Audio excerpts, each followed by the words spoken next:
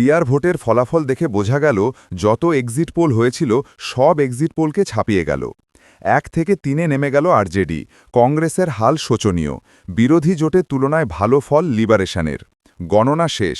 বিহারে রেকর্ড ভোটে জিতে ক্ষমতায় চলে এলো বিজেপির নেতৃত্বাধীন এনডিএ জোট।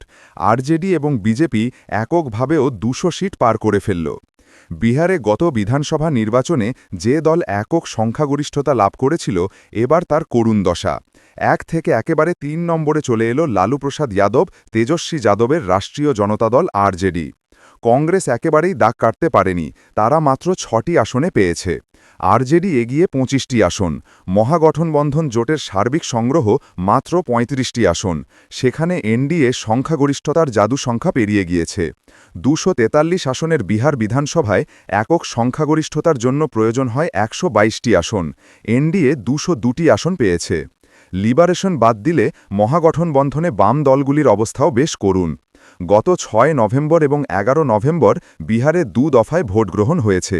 3 দিনের মাথায় শুক্রবার গণনা হল। এবছর বিহারে নির্বাচনের ঠিক আগে ভোটার তালিকার বিশেষ নিবিড় সংশোধন এসআইআর হয়েছে। প্রায় 60 লক্ষ নাম তালিকা থেকে বাদ গিয়েছে। 2 পর্বেই 60% বেশি ভোট পড়েছে। প্রায় প্রতিটি বুথ ফেরত সমীক্ষায় নীতীশ বিজেপির জোটকে এগিয়ে রাখা হয়েছিল। গণনায় তার প্রতিফলন দেখা গেল। আমাদের চ্যানেলে প্রতিবেদন যদি ভালো লাগে, আপনারা আমাদের চ্যানেলটিকে সাবস্ক্রাইব করুন, লাইক করুন এবং বেল আইকনটি ক্লিক করুন, আর যতটা পারবেন শেয়ার করুন।